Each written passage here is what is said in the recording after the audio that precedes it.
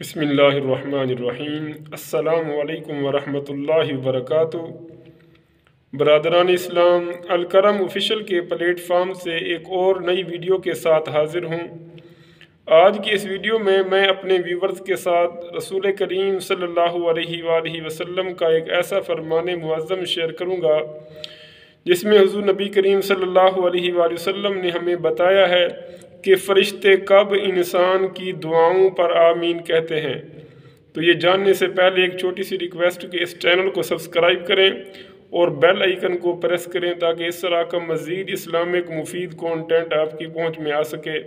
تو کریم آقا علیہ الصلوۃ والسلام نے فرمایا کہ جب تم بیمار کی عیادت کے لیے جاؤ تو اس کے پاس خیر کی باتیں کیا کرو، یعنی اس کے لیے دعا کیا کرو، کیونکہ اس وقت تمہاری دعاؤں پر فرشتے آمین کہتے ہیں۔ سبحان اللہ۔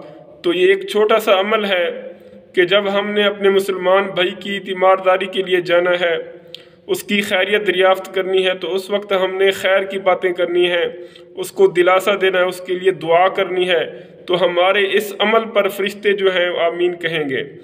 تو اللہ رب العزت کی بارگاہ میں دعا ہے کہ یا باری تعالیٰ ہم سب کو عمل کی توفیق عطا فرما، اور ہمارے جتنے عزیز حقدار مسلمان بیمار ہیں سب کو شفائے کامل عاجل عطا فرما، آمین بجاہ النبی الامین۔